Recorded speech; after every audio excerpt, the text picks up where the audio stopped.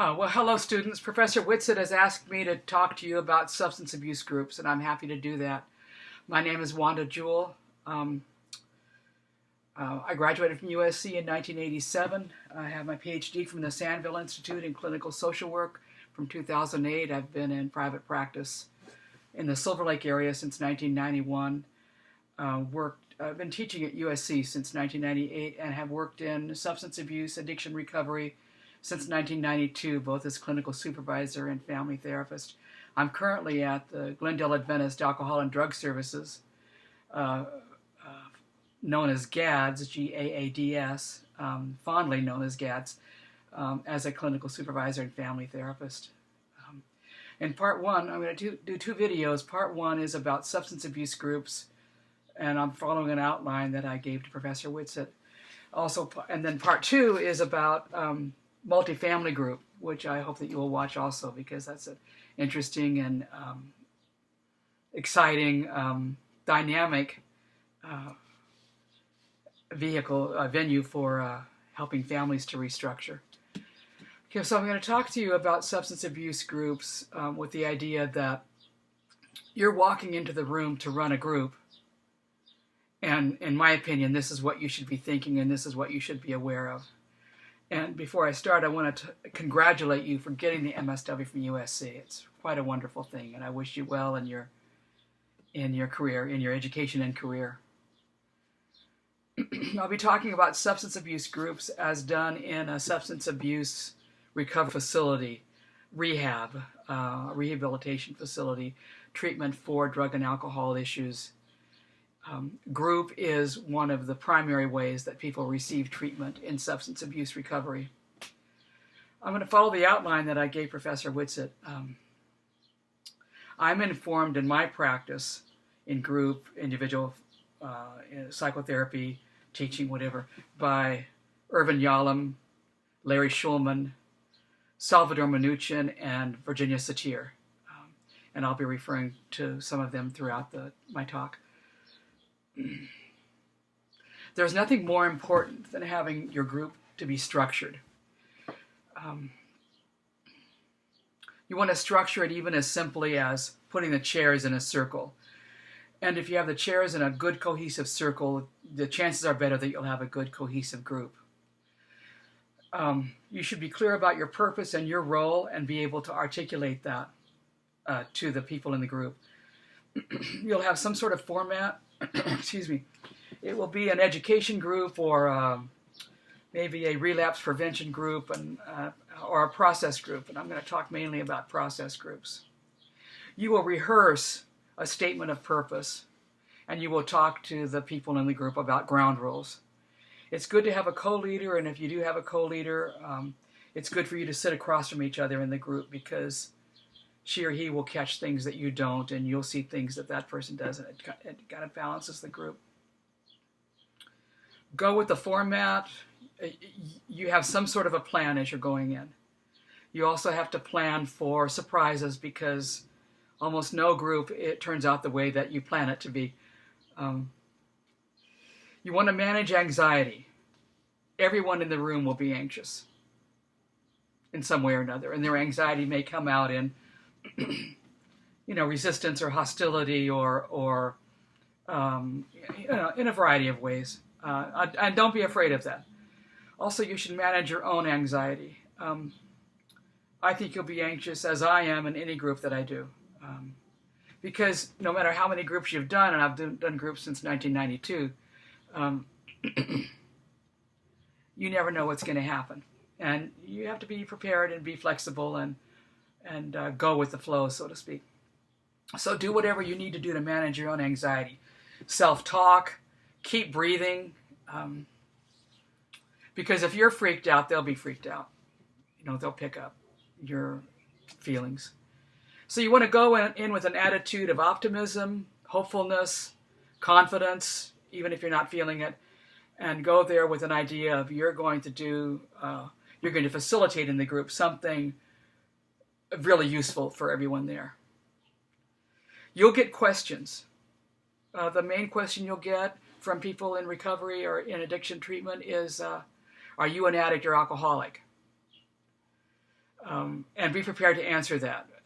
And probably the best way I've heard it answered is a counselor that I supervised years ago, and her response would be, no, I'm not in recovery, I'm not an addict alcoholic, but I know a lot about living and I can help you with that. You'll also get the question, how old are you anyway? Or do you have children? And hear the question behind those questions, which is, can I trust you and are you going to be able to help me? We're going to talk about process groups, although there are a variety of other groups. Education, psychoeducation, relapse prevention, yoga, training, all different things. Think of the group as you're going in as a single session group. Now the group will be ongoing, it'll be every week, but in addiction recovery people come and go.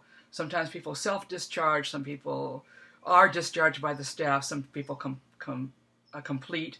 So you will not have the same group of people week to week. There will always be new people, and there'll be people that have moved on. So it's good to think of your group as a single session group with a beginning, middle, and end in each session. And the way I like to do it, and it's a common way to do it, is to sit down in the circle, take a breath, keep breathing, and do a check-in. After you've said the purpose of the group and some ground rules. Ground rules are typically confidentiality, what is said here stays here, respect for everyone, no side conversations. When someone is speaking, we're listening, no verbal or physical abuse, and so you have said the purpose, your name, your role, you're the group facilitator, and the ground rules. And then you ask for them to check in. You go around the circle and have each person say their name, how they're feeling, and something about themselves they'd like to share with group, or something that you want to know. And as the check-in is going on, you don't stop and help anybody with an issue. Excuse me. You want to guard throughout the group, or any group that you do, you want to guard against the hazard of doing individual counseling in front of an audience, because the group is your focus. The group is the entity that you're taking care of. So you go around, and as people are checking in, saying their name, you're sensing, you're watching, you're listening, you're seeing who is, where the heat is, where the trouble is, or where people are maybe upset, or but you're sensing who needs some attention in the group, or also sensing who might be a problem for you in the group.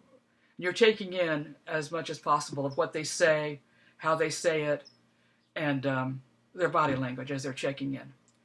So then, once you've done the check-in, you thank everybody, and your attitude is, number 8, absolute respect, unconditional positive regard. You are always, always working on self-esteem. That's what I heard Virginia Satir say, and I'm old enough in my career to have been in person with Virginia Satir and Salvador Minuchin and Irvin Yalom and Larry Shulman. And most people in the group will have been raised in dysfunctional families where they maybe have not heard, I'm glad to see you. It's good that you're here. Thank you for sharing. Thank you for being here. And so that's the message that you carry from the beginning of the time that you walk in the group, or you're walking down the hall with the participants in the group. Single session, beginning, middle, and end. You're more active in the beginning and in the end, and not so active in the middle. You start the group with the format, with the structure, with the ground rules, with your purpose, and then there's some kind of work in the group. At GADS, we typically have treatment plans where the patient has been, we call them patients, where the person has been assigned something to write about and read it in the group. And so you'll ask at the beginning who has treatment plans, or you might ask if you don't do that model, you'll ask who would like to start the sharing. And someone shares, and then they get feedback from others, and then it moves on to the next person. In doing groups with people who are women who were in battering relationships, we would take turns. I'd get a sense and check in who wanted to share, and try to parse out the time in a way that everyone who wanted to gets a chance to share. At the end, so the beginning is very structured, and you're adding structure, and you're quite active. In the middle, you're facilitating, keeping it on track. Perhaps you're redirecting or interrupting. I heard Virginia Satir say that once she learned that she could interrupt people, her work got a lot easier. And you do it in a really kindly way. You might do it like this. Oh, Samuel, I don't mean to interrupt you, but I wanted to ask the group a question. And what you've done is take the process from him, and then you do whatever else you want to do. It's kind of fun. I consider, group leadership, I consider it kind of an extreme sport. And it's especially fun to interrupt someone who's monopolizing or off track, or you feel like that person's off track, and get it redirected. And they're as happy as anyone else. You want to learn that skill. So the middle of the group, you are keeping track of what's happening. You're shaping it if necessary. This is the part where Mnuchin says you're looking at your shoes, because people are talking to each other. At the end, you take a few minutes to do a summary of what's been discussed in the group. We do that social work summary, and then we do a checkout. I ask people, how was this group for you today? And they can say whatever they want. You say something like, I'm so glad we got this time together. I'm impressed with the way that we shared. I think we covered a lot of material, whatever, something hopeful, something optimistic and positive. I think of, and so then you wrap up. Usually the groups are an hour and a half. Yalom says, of all the reasons for the groups to be an hour and a half, it's for the energy of the facilitator, that an hour and a half is long enough. I look at addiction from an attachment perspective, that people with addictions have gotten caught in a cycle of substance use and a need for substance use. They have caught in a cycle of addiction, which is really an epidemic, and it's, I think, equal opportunity that is really available for just about anybody. And the substance becomes a substitute for an attachment figure, that a person can rely on the drugs and alcohol more than perhaps a human being. And that people with addiction have attachment issues, not disorders so much, but attachment issues where they have difficulty attaching. They may be avoidant or anxious or disorganized. They have difficulty regulating their own affect, and they have generally low self-esteem, even though they may be quite full of bravado or, we see a lot of narcissism. You'll see defenses, you'll see denial. We're famous, alcoholics and addicts are famous for that, denial, resistance, and you'll see a lot of immaturity. And you can just expect that. They may be 25, 38, 46, 65 years old, but they act like teenagers. So you need to be not only empathic and compassionate, but also have firm boundaries. And very lovingly, you can say to people, oh, we're not doing that right now, we're doing this, to help redirect them. You have absolute respect, the unconditional positive regard that Carl Rogers talked about. Because regardless of what the person has done or where they've been, that's a human being and deserving, as NASW says, deserving of a dignity and respect. You want to do everything in the group to create a we, cohesion in the group. So when you ask a question, you're asking, okay, Samuel, can you tell the group more about, not tell me, but to tell the group. You're constantly monitoring and focusing on the groupness and creating that we. And interrupting and redirecting, you're going to be doing that, and you might as well get comfortable with it. And Satir said that you could say anything to anyone if you choose your words. Now you'll see in the group the Yalom therapeutic factors. You'll probably see all 11 of them. The ones I see most often are universality, like Larry Schulman called it, being all in the same boat, and you can see the relief on people's faces when they realize as they're looking at the other people in the group that they're not alone and that other people have the same problems. Installation of hope. If they don't have it, you carry it. You carry that feeling of hope. But generally speaking, in a substance abuse group, people will be in different phases of recovery. And so there is some hopefulness in the group that the new people can share. Social skills people are learning. A friend of mine in AA calls it monkey see, monkey do. We learn to do from other people. And the corrective emotional experience. You know, people who use substances to excess, people who are addicted, come from families where they did not get their emotional needs met. And a group, any group, a treatment facility can be a corrective emotional experience. You want to monitor the flow of the group. You want to keep it flowing. You're alert to any problems if someone overtalks or they're off topic, or if there's discord or difficulties between people and they start yelling at each other. You want to stop that and go back to the ground rules. Use of humor. It's like, humor to me is like the seasoning of group.